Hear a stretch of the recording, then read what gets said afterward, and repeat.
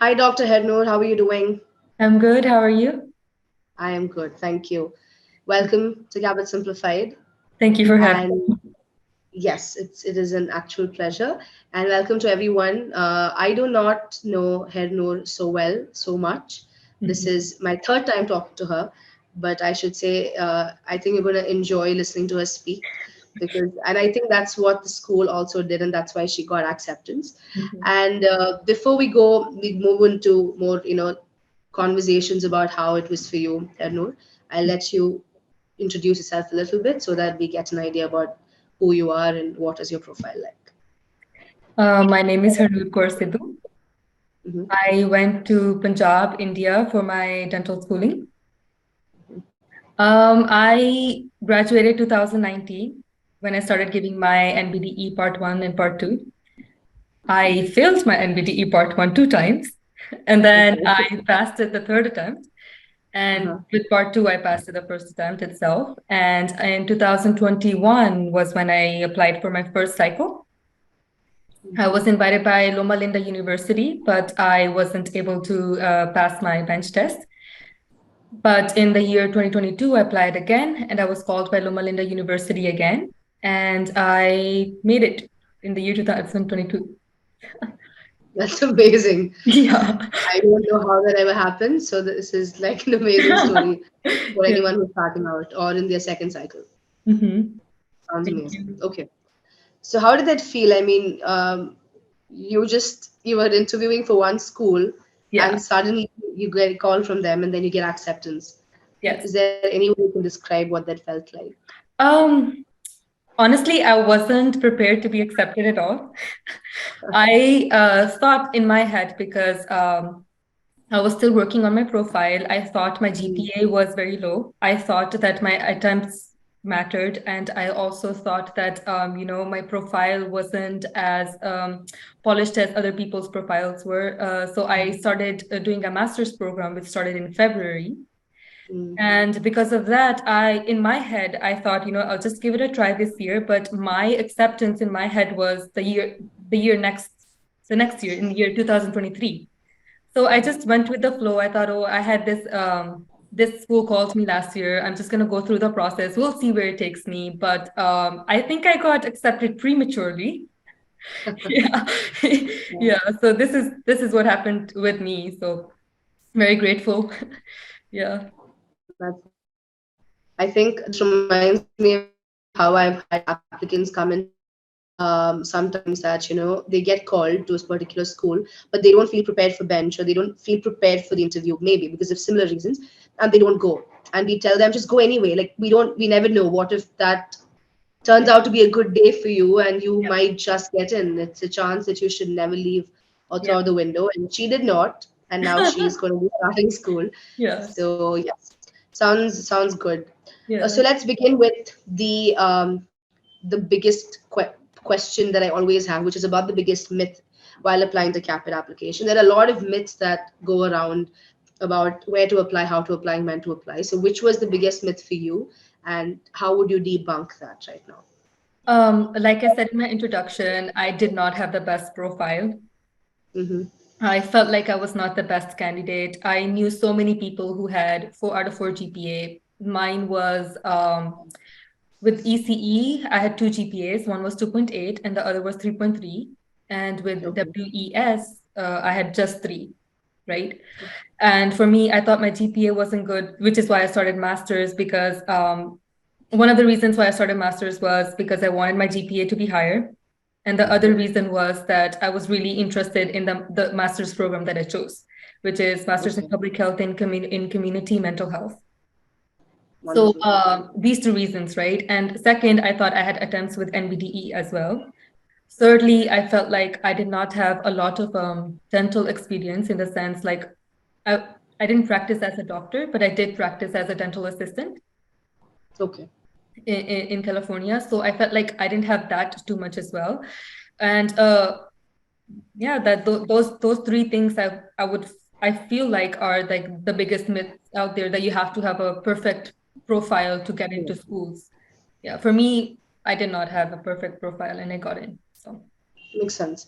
yeah. So it's about what it's to say that you can't go back and change what happened before, but you just kept doing what you wanted to do to Yeah. move it, propel it forward. And this is the example, guys, that your profile is always looked at holistically and not just as one component, Yeah. unless the school specifically says that you need something. Like, for example, if you need a TOEFL of 100 mandatorily, then you need it because Yeah. otherwise they wouldn't let you go on to the next round. But otherwise, anything and everything, just keep trying and doing. Yeah. Okay. I think I don't know if you mentioned it now, but you did do preceptorship in between. I remember I that from did. our Yes. conversation. So Yes. how was that for you? Honestly, for me, I don't think it made a huge impact in my profile because the Okay. only schools that I was called by was Loma Linda last year and Loma Linda this year as well. But I did learn a lot, though, on a personal level. I did learn because it is in a professional, it is in a school setting, right? The Yes, preceptorship yes. that we have. So I mean, you observe and then you learn how in a school setting that a dentist would talk to their patient. In a clinic, it's very different. But in a school setting, it's because every time you do something, they call the professor and they ask them to see if it's, they're doing it right.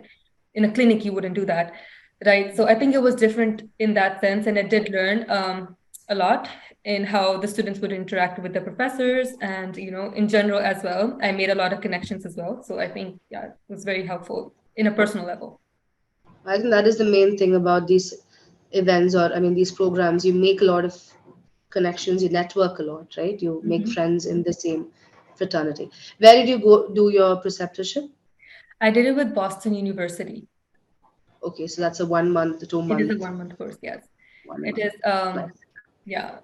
And they do teach us extra stuff apart from observership, which is they help us because they have new technology there. So they Mm, taught us how to use the iTero scan, and they also nice. wanted us to learn how the university setting works. So they gave us a project to work on, which was to submit a PowerPoint presentation. It was a Okay. case-based presentation. So I did. They did try to give us the gist of how the school works in that 1 month as much as they could. That's nice. So you get to see how Boston it specifically works, but also like an idea about how American schools or dental schools function, right? Yeah, yeah. Nice. Um, so since for you it's Loma Linda, that's your main school, or that's the school that is on your radar and that you've gotten into now. What would be the top three things that you think a future prospective applicant should keep in mind while applying to Loma Linda? Um, One of the things that I would really emphasize on is that the school has a motto that is services are calling. So they are mindful of students who are actually actively participating in community services. Yeah. So it's a good thing to have to be working with the community. Yes. Secondly, it is a faith-based school, so having a faith, believing in something or like being spiritually present, or like believing in some kind sort of faith is very necessary, I guess. And thirdly, the bench test is very competitive. People have been working on their hand skills for a year, or maybe some even have been working for like 2 to 3 years. So they have exceptionally good hand skills. And I think working on your hand skills is very important as well. It's very competitive bench is what Very competitive, yes. we hear. Yeah. Mhm. Nice. So service mindedness, some kind of spiritual awareness or some belief system, right? It is not about religion, but about faith or spirituality or a belief system for yourself Yeah. and hand skills. So that's what Yes. you're talking about. Okay. And speaking about bench, how was that experience like? You were walking to the school and doing the infamous LLU competitive bench. How was that like? Um, I think they had students there, current IDP students who were uh, helping us with our bench tests. You basically, That's nice. yeah. And I really like that fact because I feel somewhere around the line they could be empathetic with us, because I am pretty sure they were there. They were in our place one time, right? So they were very empathetic, very very welcoming, very nice towards the students who were there for the bench test. So yeah, it was altogether a very nice experience, a very pleasant experience for me. That's nice. Yeah. I have this just follow-up question there. Last time you gave your bench and you didn't get through, right? Yeah. So did you get feedback or something from them, or do you know where you went wrong? Is that how it works? I think for me, I took it positively in the fact that when I did appear for the bench test for the first time, I got the gist of how bench works, how the bench test works, right? The second time Mhm. around, I was more prepared. I knew what I had to expect, right, from the bench test. So I think Okay. that was for me, it was helpful. For me, I knew Okay. what I was going in, I was gonna Okay. go there and perform for, yeah, Mm. yeah. So you get a score from them, that's all, right? You don't get anything beyond that. Okay. You get a score and you also get an email that says that you're invited or not invited. That is based on your score. All right, sounds good. Um, and again, for you, I think it's a very unique case because same school two times, Yeah. right? So, which reminds me that there's another big myth that I Mhm. think goes around, or I see a lot of people asking on like forums or just even asking us, is that reapplying to the same school is not a good idea because they've already rejected you once Mhm. and they don't want your profile back in again. But what do you but see, you're sitting here and you've busted that myth already by getting into the school. What would you have to say about that, about reapplying to the same school?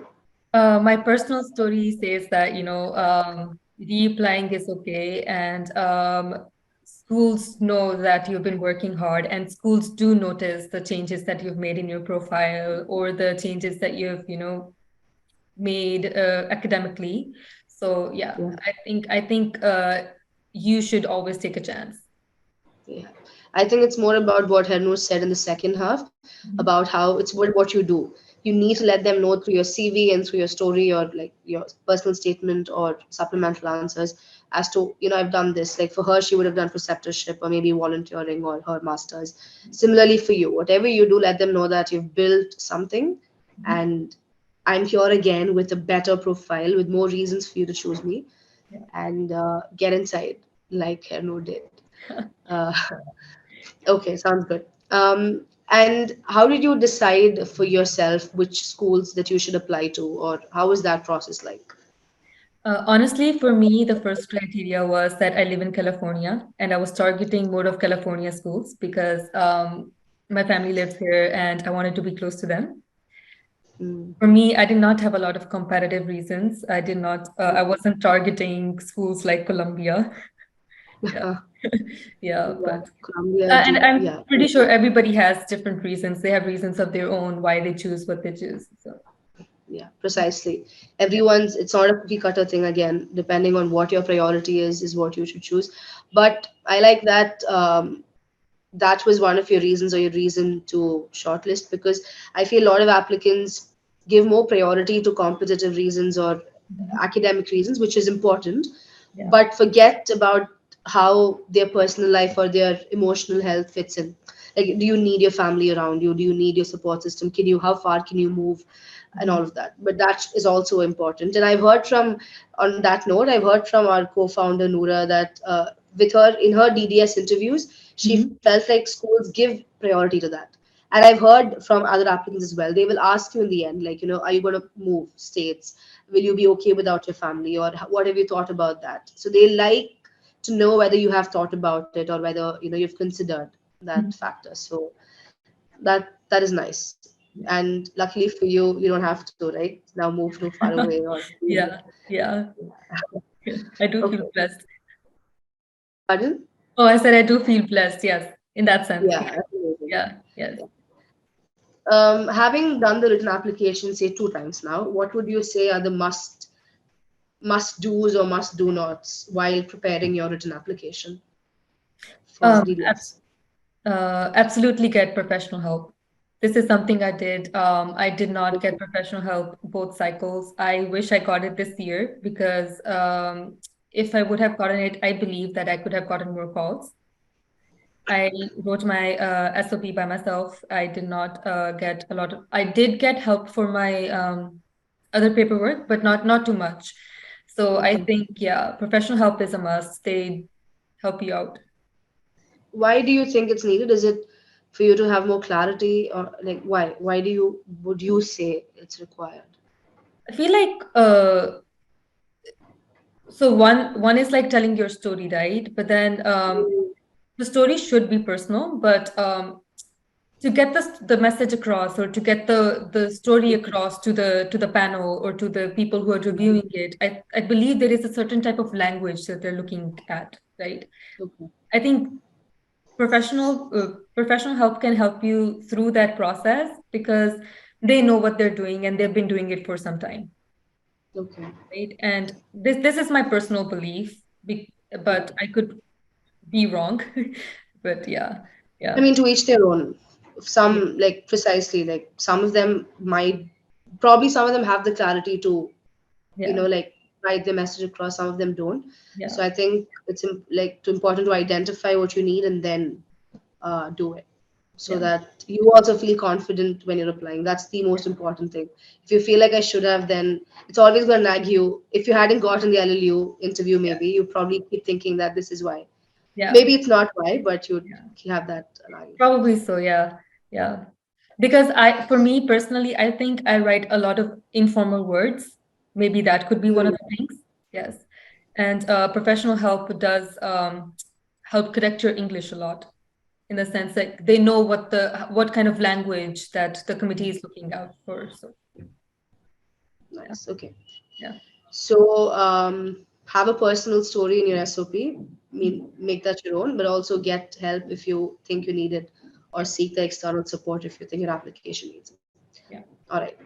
Um, for LLU, so we crossed the bench. We spoke about the bench. We spoke about the school in general. How was your interview experience like? Having done that, what do right. you think special about LLU? My interview was very pleasant. Initially, I was very nervous, Mm-hmm. but my interviewer was very nice. She helped me be at ease. Um, when she was introducing herself, her tone was very polite, very sweet. I was at ease when I was talking to her, and she was very responsive towards my stories. I feel like I'm a storyteller. I like telling stories a lot, and she was very responsive to it, and I really liked it. And yeah, very nice, very pleasant.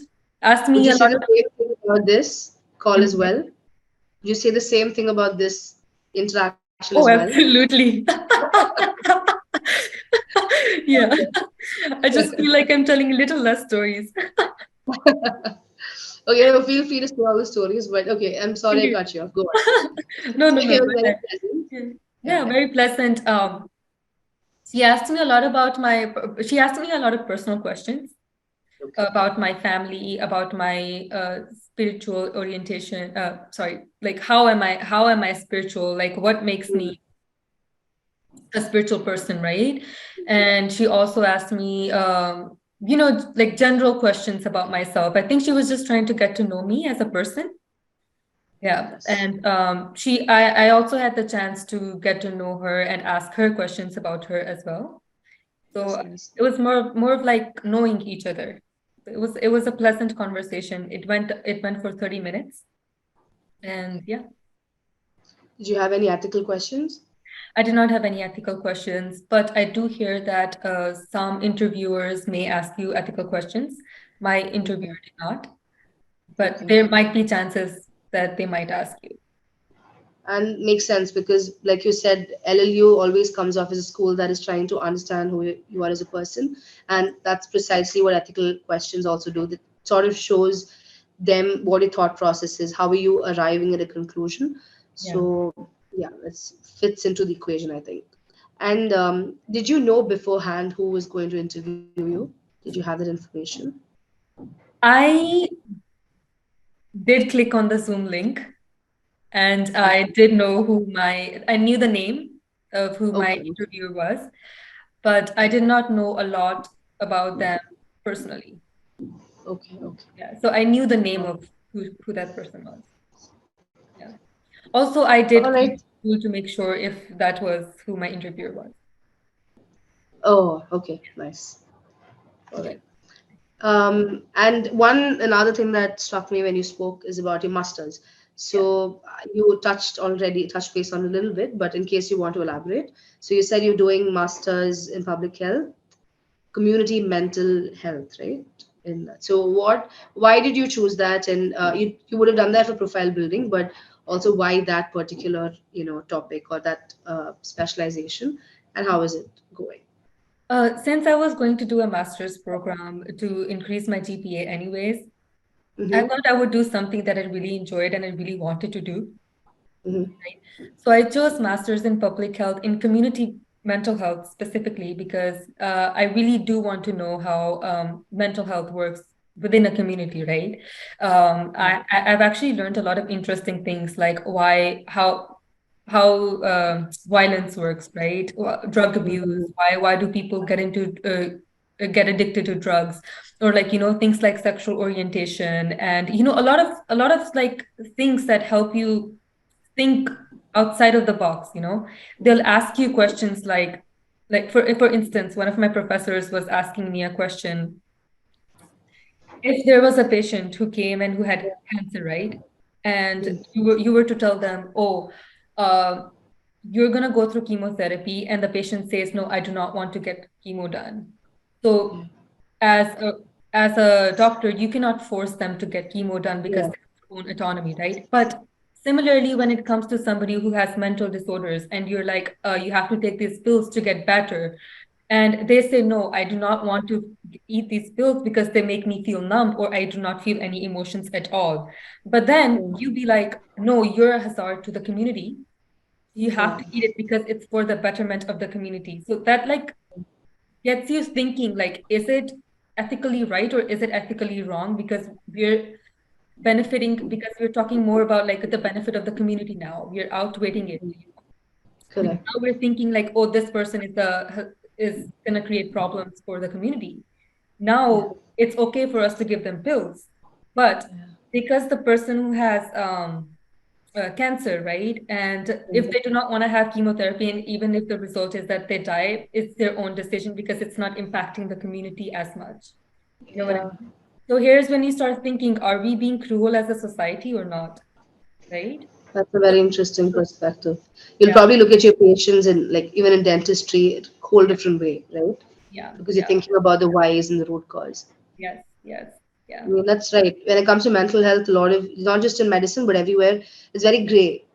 Like, yeah. even in corporate spaces or companies, like office spaces, Hmm. it's very gray as to whether you're allowed to take that space for yourself if you're mentally Yeah, not keeping well. And I mean, a lot of it is changing. That's amazing, yeah, but yeah, long way to go. And I think you're being part of it by yeah. like Thank you. studying more about it. Yeah, yeah. I'm learning every day. I feel like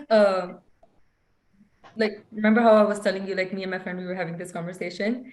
Like once a person starts knowing that, they didn't know better in the past, but Yeah. then they what was the conversation? That we move, Evolving, yeah, like have the you learn, mindset you to hear evolve and like, something, yeah, open mind to keep changing and yeah, evolve. Yeah, yeah, yeah, that's nice.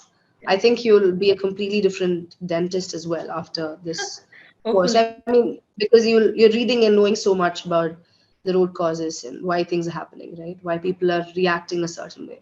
yeah. It's nice. So pedaling back, you were saying that you chose MPH. Yes, I mean you went for MPH for profile building, but chose something that is close to you or interested in, Yes. and you can probably correlate or map at some point to what you're going to do now. Mhm.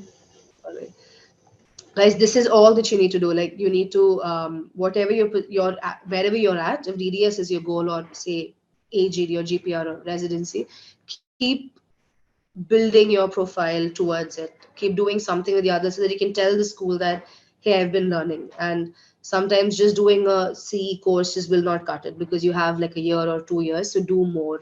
Uh, Align it with your, interests and goals, and Yeah. that's what you should do.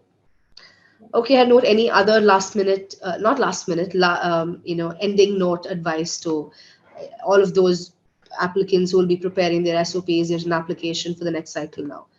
We're at the end of the year. Well, I would honestly like to, I believe that this is how this helped me in this cycle was be at ease. It's okay if you don't make it. It's okay if you, it's a process. It's gonna happen when it's going to happen. And I do understand that, it is a little disheartening going through the process again and again because it was my second time as well, and it does take a toll on you. But try to stay optimistic, and um, they don't look at you don't have to have like a perfect profile. It's okay if you have messed up in a few things. They do notice like that. If you're putting effort, they will notice, and things will work out. Okay, sounds good. Yes, being positive, and Hernoor has a family around her. Similarly, whoever you need to have around you, your friends, your family, have that system.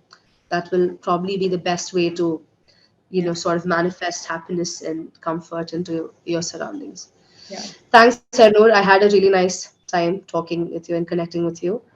I'm sure this helps, especially like you told me before we started talking that there were a lot of things that went wrong in the beginning or you thought weren't perfect in the ideal sense, but you still made it. yeah, So, guys, just don't stop. But just because there are some, historical past happenings in your profile, just keep doing better and go forward. And if you guys have any other doubts about LLU or in general about the application, you can comment or like reach out to us, and we can try and get the answers from Hernoor as much as she can help. And if you found this helpful, share it with your friends and let us know on what more you'd like to hear from us, and we'll try our best and find people, find information, and bring that out to you. Happy application, and Hernoor, thank you so much. I'll talk to you soon. Mhm. Talk to you soon. Bye bye. Bye.